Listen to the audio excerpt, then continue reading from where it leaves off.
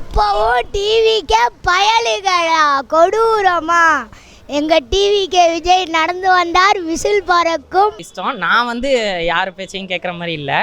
நமக்கு ஃபஸ்ட்டு விருப்பம் ஃபஸ்ட்டு ஓட்டு டிவி கேக்கு தான். டிவி கேக்கு தான். எப்படி இருக்குன்னு தெரில, ஆனால் நல்லா இருக்கும்னு நினைக்கிறேன். போனால் 2% கூட ஓட்டு கிடைக்காது. நம்ம இளைய தளபதி விஜய் அவர்தாங்க. ஏங்க எவ்வளோ ஊழல் கொள்ளை எல்லாம் நடந்துட்டு இருக்கு. இப்போ ரீசெண்டாக விளாத்தி குளத்தில் இருந்தால் அந்த அவனெல்லாம் சுட்டு போட வேண்டியதாங்க. அதெல்லாம் வச்சு விசாரணைன்னு அவனுக்கு செலவு பண்ணிட்டு இது பண்ணிகிட்டு இருக்காங்க. ஒரு மக்களுக்கு ஒரு பாதுகாப்பு இருக்காங்க. மாற்றம் வரட்டுங்க, மாற்றம் உண்டு தான் மாறாதது. ஏங்க எல்லாருமே பிறந்தோடனே கற்றுக்கிட்டாங்களாங்க. ஒவ்வொன்றா வர தாங்க கற்றுக்க முடியும். ஸ்டாலின் பிறந்தோடனே கற்றுக்கிட்டாரா? 75 வருஷம் ஆச்சுல. ஏன்னா 75 கட்சி என்ன பண்ணாங்க தமிழ்நாட்டில்? 75 வருஷம் உதயா கட்சி ஒரே உதயசூரியன் கட்சி தான்.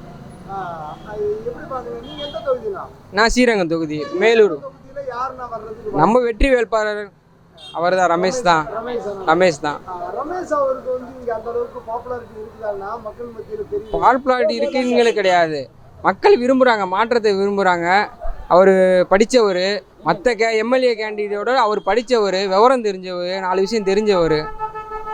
அதனால் அவருக்கு வாய்ப்பு அதிகம் இருக்குது. ஊழல் இல்லாதவர், இது வரைக்கும் ஊழல் கரை படியாதது, இந்த தப்புனா என்னன்னு தெரியாது. அந்த நம்ம சொல்லுவாங்களே கொள்ளடிக்கிறது, கொலை பண்ணுறது, இந்த மாதிரி இது அவருக்கு தெரியாது.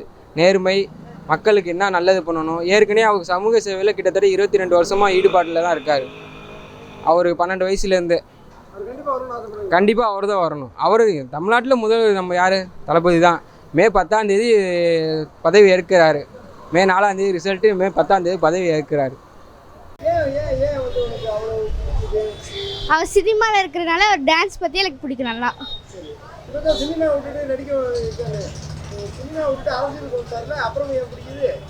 அவருக்கு ஓட்டு போடுவேன்.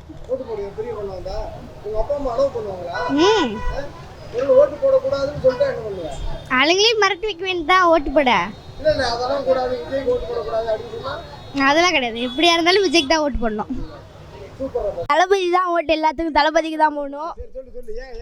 எல்லாரும் தளபதிக்கு தான் போடணும். ஏன்னா எனக்கு வந்து அவர் பேசுகிறது நல்லா பிடிக்கும். நல்லா நடிச்சிருக்காரு. பேசுறது ரொம்ப பிடிச்சிருக்கு. எங்கள் வீட்டிலலாம் விஜய்க்கு தான் எல்லாம் ஓட்டு போடுவாங்க. ஆமாம், இதுக்கு முன்னாடி விஜய் வரப்போ யார் முக ஸ்டாலினுக்கு தான் போட்டுட்டு இருந்தாங்க. ஏடிஎம்க்கு போட்டுட்டு இருந்தாங்க. இப்போ விஜய்க்கு. ஆமாம் தம்பி, நீ பேசுப்பா. எப்பவும் டிவிக்கே பயலுகளா கொடூரமா எங்கள் டிவிக்கே விஜய் நடந்து வந்தார் விசில் பறக்கும். அப்புறம் அது என்ன சொல்கிறது? ஆமாம், டிவி கேக்கு, ஏடிஎம் கேக்கு.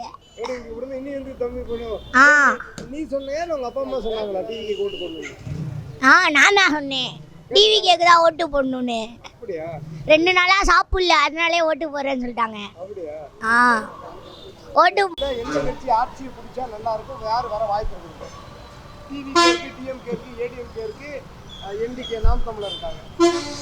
டிவிக்கே தான். ஏன்னா டிஎம்கே மேலே அதிருப்தியில் இருக்காங்க மக்கள். ஏடிஎம்கே களத்திலே. 2026 யார் முதல்வராக வந்தால் நல்லா இருக்கும்? விஜய், சீமான், எடப்பாடி, ஸ்டாலின். யார் வந்தாலும் ஓகே. சரிண்ணா, உங்களுக்கு பிடிச்ச கட்சி எதுண்ணா? தெரியாது. சரிங்களா, வீட்டில் வந்து அப்பா அம்மாலாம் இருப்பாங்கல்ல, அவங்க வந்து ஏதோ ஒரு கட்சிக்கு ஓட்டு போட்டுருப்பாங்க. அதிமுக ஏதோ ஒரு கட்சி. அவங்க வந்து ஒருவேளை அந்த கட்சி தான் ஓட்டு போடணும்னு சொன்னால் என்ன பண்ணுவேன்? அது அவங்களோட இஷ்டம். நான் வந்து யார் பேச்சையும் கேட்குற மாதிரி இல்லை. நமக்கு ஃபஸ்ட்டு விருப்பம் ஃபஸ்ட்டு ஓட்டு டிவி கேக்கு தான். டிவி கேக்கு தான். எப்படி இருக்குன்னு தெரில, ஆனால் நல்லா இருக்கும்னு நினைக்கிறேன். நார்மலாக இருக்கும், அதை விட கொஞ்சம் நல்லாவே இருக்கும்னு தான் நான் நினைக்கிறேன். முதல் ஓட்டு டிவி கேக்கு தான், மாற்றமே கிடையாது. தெரியும், கேள்விப்பட்டிருக்கேன். வெற்றி பெற வாய்ப்பு இருக்குது, பார்ப்போம். இருக்குது, கண்டிப்பாக இருக்குது. எந்த கட்சி ஆட்சியை பிடிக்க வாய்ப்பு இருக்குன்னு நினைக்கிறீங்களா? நாம் தமிழர் கட்சியா, அதிமுகவா, திமுக கூட்டணியா, இல்லை விஜயா? எந்த கட்சின்னு இப்போ சொல்ல முடியாது. எல்லா ஓட்டுகளும் வந்து இப்போ நிறையா பிரியறதுக்கு வாய்ப்பு இருக்குது. டிஎம்கேக்கும் பிரியும், ஏடிஎம்கேக்கும் பிரியும். விஜய் புதுசாக வந்திருக்காரு, அதனால் அதுலேயும் பிரியும். நாம் தமிழர் அவரும் வந்து பொது கருத்துக்கள்லாம் பேசி மக்களை கொஞ்சம் கவர்ந்துக்கிட்டு இருக்காரு, அதனால் அவருக்கும் பிரியும். சீமானோட அரசியல் எப்படி பார்க்குறீங்க? சீமானோட அரசியல் வந்து அவரோட தொலைநோக்கு பார்வையாக இருக்குது. இப்படி அடுத்த கட்டம் நம்ம இப்போ இந்த நிலையில் இருக்கோம், இதெல்லாம் பண்ணுனா அடுத்தது வந்து நம்ம அடுத்த ஜென்ரேஷனுக்கு இப்படி நல்ல விதமாக நம்ம நாட்டை வைக்கலாம், அடுத்த பின்னாடி வர ஜென்ரேஷனுக்கும் பயன்படும் அப்படிங்கிற மாதிரி தொலைநோக்கு பார்வையாக பேசிக்கிட்டு இருக்காரு. அது நல்லா இருக்கு. விஜய் வந்து ஒரு கிரேஸ். எம்ஜிஆர், ஜெயலலிதா இவங்கெல்லாம் எப்படி ஃபீல்டுலேருந்து வந்தாங்க, அதுமாரி இவர் உள்ளே என்ட்ரு ஆகிறாரு. இவரும் ஒரு கிரேஸ், விஜயாந்த் அதுமாரி ஒரு கிரேஸில் இருக்குது. இது வந்து இப்போதைக்கு நம்ம ஒன்றும் சொல்ல முடியாது. ஆஃப்டர் எலெக்ஷன் தான் நம்ம எதாக இருந்தாலும். எதிர்பாராத ரிசல்ட்டு கண்டிப்பாக இருக்கிறதுக்கு வாய்ப்பு இருக்குது. ஏன்னா ஓட்டு எல்லா சைடும் பிரியுது. நன்றி, வணக்கம். அது இப்போதைக்கு எதையும் சொல்ல முடியாது. இன்றைக்கி லெவலில் மக்களோட மனநிலை அன்னைக்கு என்ன மாறுதோ அதான். என்ன காரணம் பார்க்குறீங்க? முன்னாடிலாம் அதிமுக வரைக்கும் இல்லை திமுக வரைக்கும் சொல்லியிருக்கோம். இல்லை முதல்ல நடந்த ஒரு இது இந்த 5 வருஷத்துக்கு என்ன நடந்ததுங்கிறது மக்கள் எல்லாரும் சேகத்தை பொறுத்தவரை எல்லாருக்கும் தெரியும். அதனால் அன்னைக்கு மனநிலை என்ன இருக்கோ அதான். விஜய் சீமான் எப்படி சார் பார்க்குறீங்க? எனக்கு நம்பிக்கை இல்லாமல் வராப்பில் மிஞ்சி போனால் 2% கூட ஓட்டு கிடைக்காது. 2% கவர்ச்சி தான், ஒன்லி கவர்ச்சி, ஓட்டுலாம் கிடைக்காது. ஏன்னா அந்த அளவுக்கு திறமை இருக்கிறதா யாருக்கும் தெரியல. இங்கே குறிப்பாக ஸ்ரீரங்கத்தில் எந்த கட்சி ஆட்சியை பிடிக்க வாய்ப்பு இருக்கலாம்? நாம் தமிழர், டிவிகே.